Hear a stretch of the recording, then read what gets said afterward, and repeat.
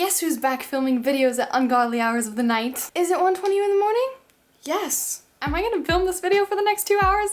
Yes! Sup humans on this random planet called Earth, my name is Zelda and I mostly make fashion content. But here and there, and especially lately, I've been making a lot of IB content. For this week's video, I thought I would compare my IB experience at the private, public, and online school that I attended while doing IB. This video is meant to be a bit of an extension to the IB pros and cons video I previously released, and will hopefully give you additional information to help you decide whether or not you should take IB and where to take IB. Just a little bit of a disclaimer, please keep in mind that these are my personal opinions and experiences related specifically to the schools that I attended. So your experience could vary drastically from mine depending on where you attend school and also what type of education you like. However, these are things that I noticed throughout my experience doing IB that I think are valuable to consider if you're unsure whether IB is really worth it for you. But without further ado, let us just jump into my background. For context, I figured I would start with my background, but if you would like to skip this part or any other part of the video, then feel free to check out the timestamps that are linked below. Essentially, I attended a public school for the majority of my life in Germany. Shortly before I started IB, my school implemented pre-IB, which is meant to help students decide what type of high school program they would prefer. However, it adds an extra year to your high school experience, and to me, it seemed like a waste of time at that point because I already knew I wanted to take IB instead of the standard German high school program. This started quite a large debate for me, and I considered several different options, including skipping a grade and changing schools entirely, but ultimately settled on doing an exchange year in France. The thing is, my school in France happens to be a private school, and they also do IB, but they don't do pre-IB. So when I went for my exchange year in France, I pretty much did the full first year of IB and also completed my IB economics exam under the anticipated category in May 2018. This worked out super well for me because I always wanted to take psychology as an additional subject, and finishing my IB econ exam early allowed me to focus on my other IB subjects once I returned to my school in Germany. Unfortunately, my school in Germany doesn't offer IB psychology or French, and therefore I ended up taking both of these online through Pamoja, which is the only school that is allowed to offer IB classes online. In summary, I did the IB at a private school, a public school, and an online school. I did the anticipated category and I switched schools while doing IB. So yeah, I pretty much got the whole experience. Moving on to the differences between IB private schools, public schools, and online schools. Sorry, short side note, particularly if you are from the US, please keep in mind public schools in the US are predominantly funded by income tax. Therefore, if you are living in a wealthy area in the US, the likelihood of you receiving an education similar to a private school is substantially higher even if you attend a public school in the US than it is in Germany. Anyways, undeniably, the biggest difference between the three types of schools is money, which unfortunately affects every aspect of IB possible pretty much. Compared to public schools, private schools have higher tuition costs, which enables them to spend that money and access resources that public schools just can't, some of which I'll discuss in more detail in a minute. In general, I would say Pamoja online school lies somewhere in between the two. Doing IB online school does cost money, which I think Pamoja predominantly spends on teachers. However, it's still an online school, so there's also parts of it that just will never be up to par as an in-person school. The next difference is IB course selection. Because private schools generally have more money, they tend to offer a wider array of classes compared to online and public school, and you're more likely to have access to certain classes that perhaps require somewhat more expensive equipment, for example, IB film. In contrast, public schools tend to offer a slightly less diverse IB course selection, as they simply don't have the resources to hire teachers to teach all of the different classes, which will likely limit your IB course selection. As aforementioned, this was the case for me, which is why I ended up doing 2 courses online at Pamoja. If this is the case for you at your schools, this unfortunately is a lost opportunity to pursue interests that you could have possibly enjoyed. Online school is quite similar to public school in this case. While I initially thought Pamoja offered every single IB class online, this is actually not the case. In fact, for an online school, I found the course selection to be quite limited. For example, they offer none of the group 4 classes, aka the sciences, and for group 2 languages, they only offer Spanish, French, and Mandarin, of which they don't even offer all of the available IB levels. This unfortunately means that to take certain IB classes, your only option may be to attend a private school, which kind of sucks as that's not an option for everyone. Moving on to access to resources and EE and IA options. Attending private school to me felt like you had access to practically unlimited resources. You have seemingly limitless choices for what you can do with your EEs and IAs due to the broad array of equipment and materials that they can provide. For example, I know my school had countless pressure probes, pH meters, and graduated pipettes that students could use, and they would even give students a GAR if they wanted to do experiments with a GAR. It's also not uncommon for private schools to have special lab technicians which clean up and set up experiments for students, which saves so much time when it comes to class and is absolutely not the case at any public school that I've personally ever heard of.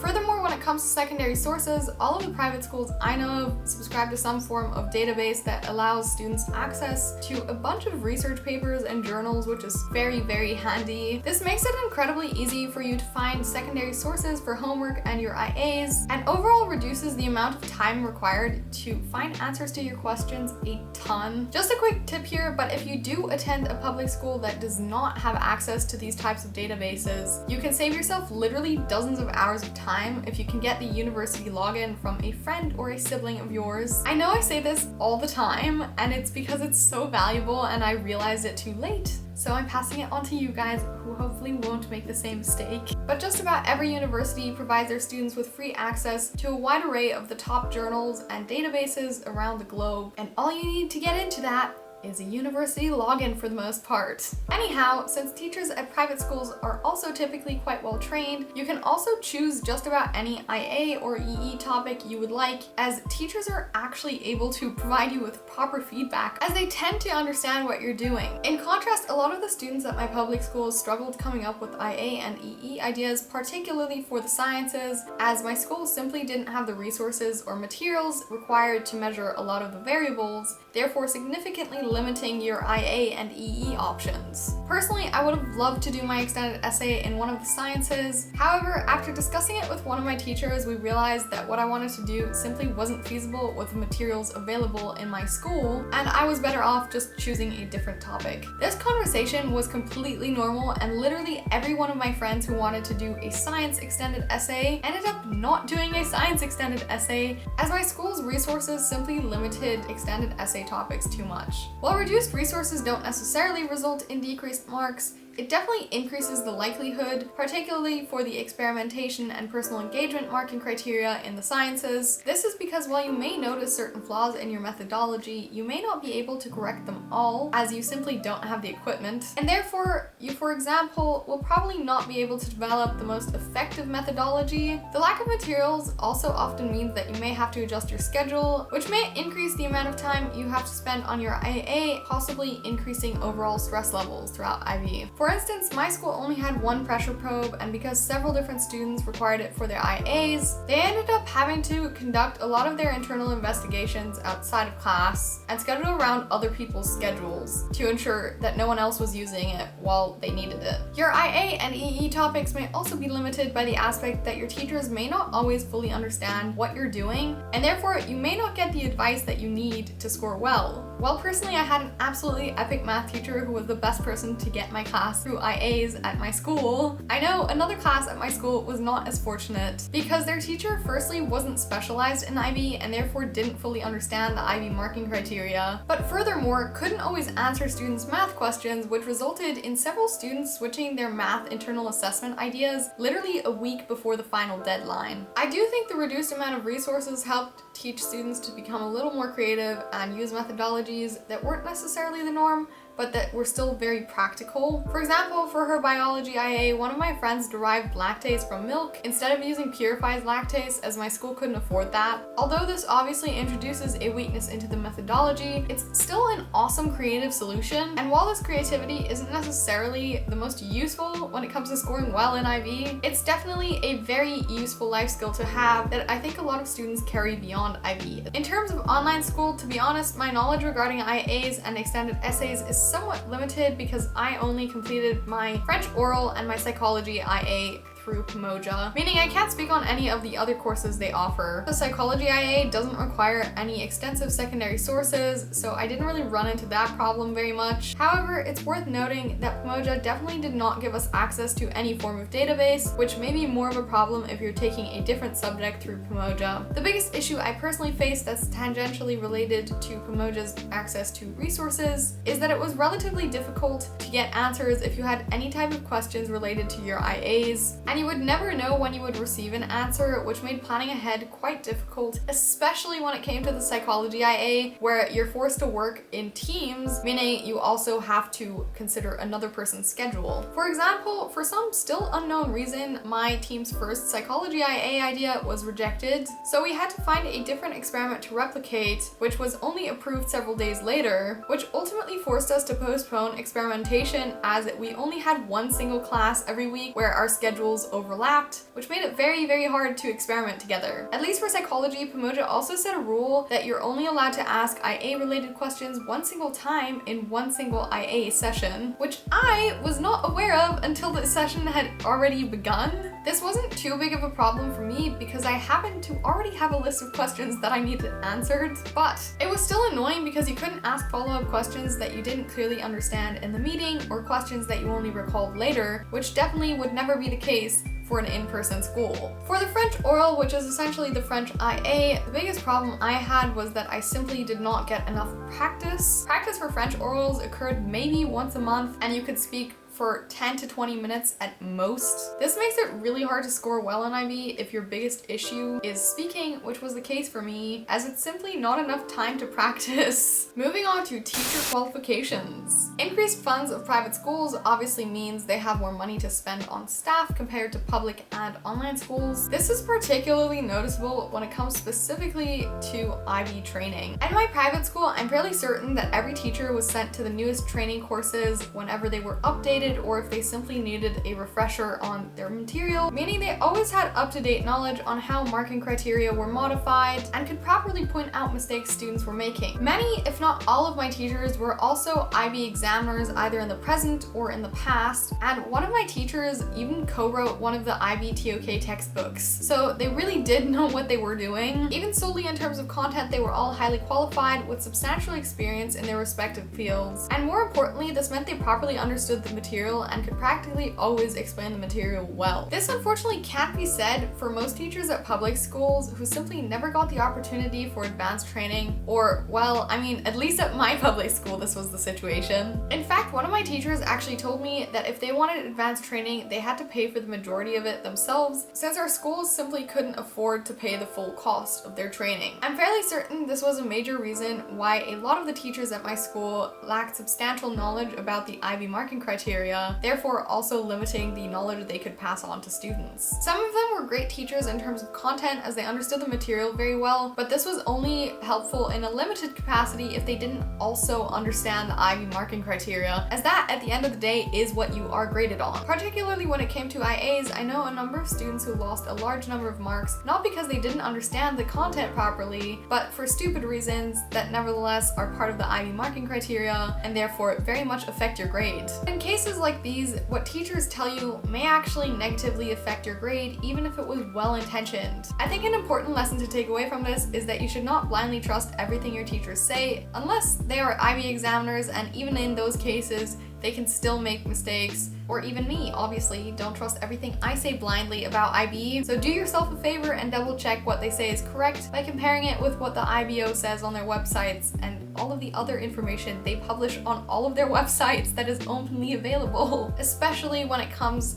to important assignments like your IAs and extended essay. Overall, my teachers at the public school were a complete bag of surprises. I had some really amazing teachers that were incredibly well versed in the IB marking criteria and about the IB as a whole, and therefore were very helpful, but equally I had some really terrible teachers that were absolutely clueless, and you never really knew what to expect. In my online school, all of the teachers were very well trained and knew what they were talking about, at least in my experience they were. If you had any questions, you could ask and you would generally receive a very reliable answer to your question. My psychology teacher was even an IB examiner, and therefore, similarly to the private private school teachers had a very deep understanding of how IAs are graded in reality, which was incredibly helpful, and I assume a lot of other Pamoja teachers are also IB examiners, or at least that's the sense I get. Again, my knowledge is very limited to 2 courses for this though. Moving on to teacher support and additional help. In my experience, private school undeniably received the most help and support. Teachers would help you for literally everything if you needed it and asked for it. My class size averaged around 8 people, which allowed teachers to dedicate a large portion of time to each individual student inside and outside of the classroom. If students didn't understand material in class, they would regularly sit down with students after class for hours and explain the content again, and thereby effectively they also acted as tutors. When it came to writing IAs, we were literally guided through every single step and handed documents not only explaining what the marking criteria were, but specifically how you have to execute them in the IA to gain the maximum number of marks. For mock exams and finals, teachers help prepare study sets for us and other documents, including the entire vocabulary set we had to know for French, essay outlines for English, and all of the graphs we had to draw for economics. Overall, I felt like you were just very much babied at the private school, which I guess was very nice though. My public school and presumably most other public schools have limited support, simply because they have larger class sizes and therefore it's much more difficult for a teacher to focus on any individual student or an individual problem. Unlike in private schools, teachers are generally unwilling or simply don't have the time to answer questions for students outside of class, so you either find a way to ask them in class or you find resources externally alone. That being said, occasionally you'll find absolute gems who are so invested in their students that they'll do everything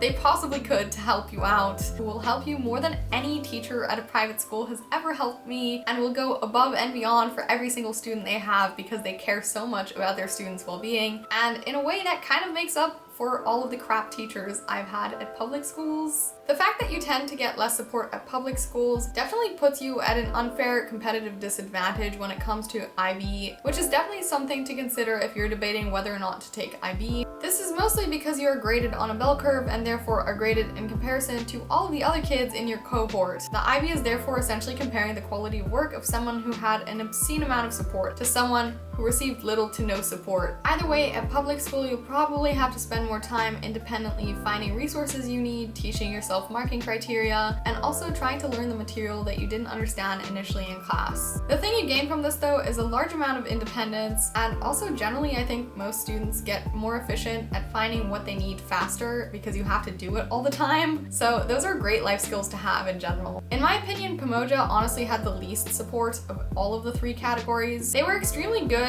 in terms of directing you to the correct marking criteria and making initial guidelines clear, but if you had follow-up questions, it tended to be quite difficult to receive answers. You could try and ask your teacher, but for the most part I found this relatively unhelpful because you would only communicate through emails. So if one question, for example, wasn't clear, you would have to email back and forth like 20 emails to actually have your question answered, which just was kind of a waste of time and would take multiple days or weeks if that was something that you intended to do. And sometimes you needed information immediately to complete a homework assignment, in which case you didn't really have multiple days to wait for a response from them, so you were mostly better off just finding resources on your own. That being said, I personally didn't have many follow-up questions because I found their website to be quite clear from the get-go, and I didn't really run into this issue too frequently, except as aforementioned when it came to IAs, which was the biggest problem of the bunch. Moving on to the next difference, organization. The private school was incredibly well organized, especially when viewed from the perspective of someone who attended a somewhat disorganized public school for the majority of her life. My private school literally hired a company specialized in scheduling to develop an absolutely perfect rotating schedule that allowed students to leave for sports competitions and other trips on Fridays without missing the same classes every time, as our schedule literally rotated every single week. Similarly, CAS was highly streamlined through ManageBack, and extracurriculars were generally offered through the school, so you basically cut out the entire time it takes you to go to extracurriculars and come home from extracurriculars. Overall, the organization just made everything substantially more efficient, and therefore this allowed extra time for you to do other things. The only downside of this was that it was practically impossible to add an extra course to your schedule, as the course was so rigidly organized. Considering most public schools generally have fewer resources compared to private schools, I do think that generally they tend to be a little less organized, and therefore you're quite likely to experience similar issues to me throughout IB. You probably won't be using any sort of website such as InThinking, Cognity, or ManageBack, which is a bit unfortunate because it does help streamline the process, but you can totally still work without it. The biggest issue I see from the lack of organization is that it absolutely increases everyone's stress levels due to the amount of time that is wasted and the increased number of class conflicts and other sorts of conflicts that occur. For example, some of my science classes were so badly scheduled that we spent more time setting up and cleaning up experiments than actually experimenting, reducing the amount of material you could learn per class and increasing the amount of time students had to spend writing their IAs outside of class. Many of us also had huge gaps in our schedules. Particularly, I remember having a single class at 8 a.m. on Mondays and then having 3.5 hours of no class and then class again that ended at 5 p.m. Considering I took 2 classes online, this problem was substantially amplified for me. Our school's Wi-Fi barely worked, meaning I completed practically all of my online coursework outside of school or used whatever cellular data I had to complete my coursework in school. There was also a huge lack of communication between teachers, which meant a lot of assignments and exams often overlapped. This is also the same reason that I ended up having to submit 3 IAs on top of my EE in the same week, as well as my TOK essay that I believe was due the following Monday. You could be the most organized person in the world, but if you're reliant on a number of people that are unorganized, you're still ultimately screwed, and it will increase your stress levels substantially. Particularly the week where I had to submit 3 IAs at once was quite annoying because I ended up having to choose one IA to sacrifice, where I knew I could have improved it and I knew the exact mistakes I needed to fix, but I simply did not have enough time to dedicate to fixing those mistakes, which is why I ended up just submitting my psych IA at some point because that's the IA I chose to sacrifice. Some of my teachers tried very hard to work around the conflicts. For example, I know my English teacher tried, but one person trying honestly does not make up for multiple teachers' lack of communication and organization skills, as they will ultimately change deadlines and previously scheduled exam days as they see fit. Online school is overall well organized and therefore it's very predictable when you'll be busy. For my classes, Pamoja usually showed you your assignments for the coming 2 weeks, meaning you could plan ahead. However, unfortunately, you couldn't really work ahead because despite being able to view the assignment, it wouldn't register as being complete until the assignment was assigned the following week. In your 2 years, you only take exams twice. You have 1 mock exam at the end of year 1 and 1 towards the middle of year 2. But other than that, you only have smaller subject tests or assignments that you submit throughout the 2 years. This is good in the sense that you can work on the assignments whenever you have time. However, if you're a huge procrastinator like me, you'll realize at some point that you're gonna have to cram all of the material of 2 years into a very short time span because you didn't study all the material as well you probably should have been studying it. Next, we have class engagement and how interesting teachers try to make classes. Obviously, this category is an extremely personal opinion, but I think once again, it ultimately comes down to money. Having a large amount of money allows private schools to use a lot of cool different tools in regular lessons that public schools and online schools just can't. For example, we had data loggers and a program called SparkView that we would use all the time in class at my private school, but that we never touched at my public school and didn't even have at the public school. Because we had a specialized lab technician, it also meant that we could do experiments far more frequently at the private school, which meant significantly more hands-on learning compared to the public school. In my experience, on average, the teachers were also more passionate about their subjects at the private school and were therefore more invested in transmitting their love for their subject onto students. This meant many of them prepared very useful worksheets and presentations to teach you material, but more importantly, they didn't solely teach the information that you were required to know, they also added in little bits and pieces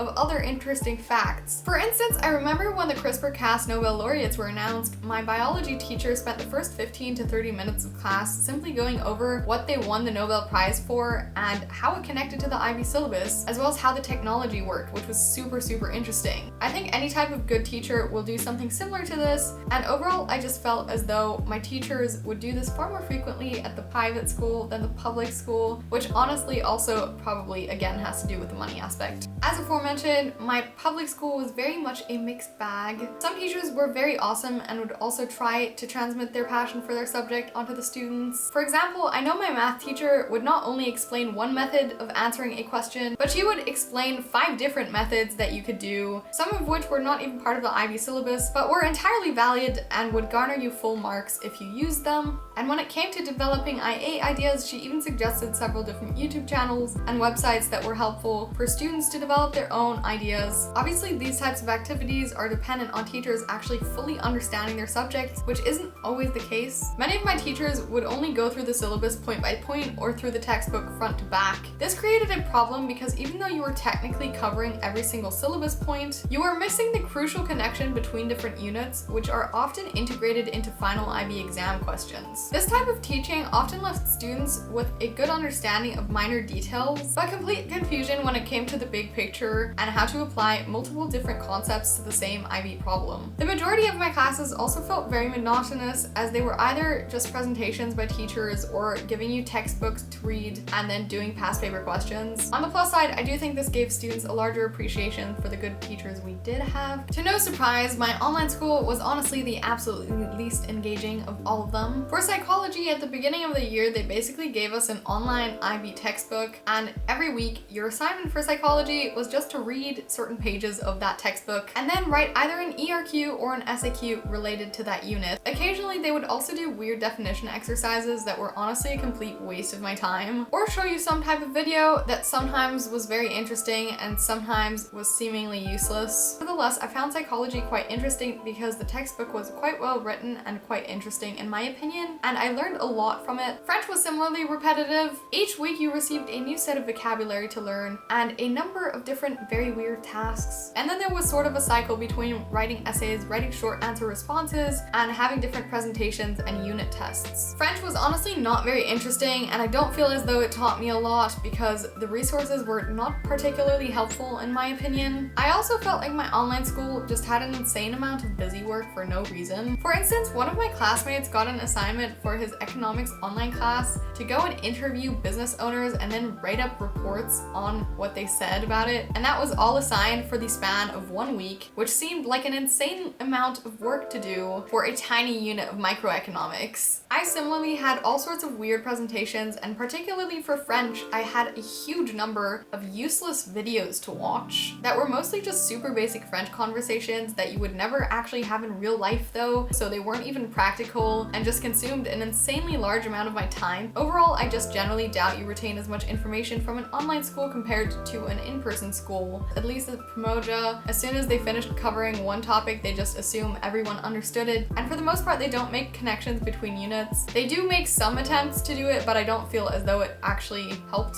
For this reason, if you didn't fully understand a topic by the end of them teaching it, you might as well just go find your own resources because they're probably never coming back to it and you'll probably never get a refresher on it either. On a minorly more positive note, it is kind of cool that you can interact with people from across the world, but to be honest, that didn't occur very frequently because there weren't many opportunities for it. And overall, I definitely feel as though any form of in-person class is definitely better than an online class, which I'm certain many of you are currently experiencing with the whole COVID situation. Moving on to the final aspect I wanted to discuss for today, which is consideration of extenuating circumstances. The private school was very clear about the guidelines regarding extenuating circumstances from the very beginning. When I started school, all of the teachers handed us a form indicating the number of marks you would lose for late assignments and how frequently you could request extensions if there was a cap. Most classes did not cap the number of extensions you could request. However, most teachers did ask that you request the extension at least a day in advance, which was sometimes annoying when things popped up that you didn't anticipate, which prevented you from doing your work. The strict guidelines are incredibly convenient for organization, and for the most part it does help reduce stress throughout IB as the guidelines are always very clear, but in some cases it did the exact opposite and actually increased stress, as it's far less flexible when it comes to unforeseen circumstances. From what I've heard from other students who attended private IB schools, most of them set very strict guidelines regarding extenuating circumstances. Therefore, if you do end up attending a private IB school, I would absolutely not be surprised if you have some sort of system similar to this in place. I do to an extent think that it's fair to subtract a higher percentage of your grade if the guidelines are very clear from the beginning. Nevertheless, I'm still of the opinion that the private school just subtracted an unnecessarily high amount of marks from students. I feel as though my private school had two sides of teachers when it came to IB stress tolerance. The one side of teachers would actively notice if students were doing badly, and they would try and have conversations with students after class to help reduce their stress. However, the other side seemed to almost entirely lack compassion for late homework and class conflicts, instead wanting you to submit IA IAs, EEs, and doing a bunch of other homework that was meant to train you for exams, while only reluctantly giving people extensions. Although all of this homework was meant to help students score well in IB, I almost got the feeling it did the exact opposite. Students, especially in year 2, were extremely overworked in a way that didn't seem to benefit them at the end of the day. For example, I remember one of the seniors running into the library bawling her eyes out because she had to write her TOK essay in one afternoon because prior to that day, she was doing homework for all of her other classes and her TOK teacher wasn't willing to give her an extension. I remember my friend's class was also assigned to write their TOK essays in one single week,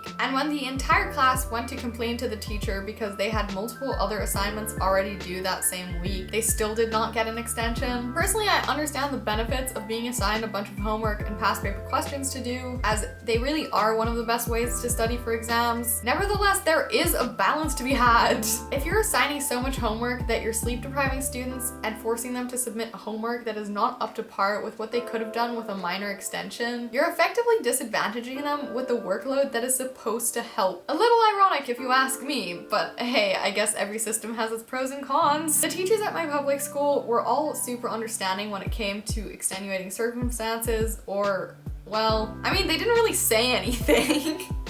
For the most part. If students got stressed, they would usually just not submit the assignment, and the teacher might bicker a bit about it, but they wouldn't do anything like downgrade you, and so it never really affected students' grades. In a way, this almost made it unfair for students that did submit their assignments on time. For example, there were a number of cases where teachers would set the final IA deadline on a specific day. While the majority of students would submit their IAs on that day, there were always some students that didn't submit their IAs and ended up getting extensions, which is completely fine, but what was arguably completely ridiculous was that when students who had actually done their work and submitted their IAs on time, even if it wasn't their best quality of work, asked to also have an extension to improve their IAs, they didn't get it. Personally, I never ran into this issue, but I know a number of my classmates got really angry about this because they felt as though the people who didn't do the work were being rewarded, whereas they were punished for actually submitting their assignments on time. I think the anger was also amplified by the aspect that it tended to be the same students as it usually is, honestly. This may have just been the case at my school, but in general, if a school is unorganized, I feel like it's easier for students to manipulate the system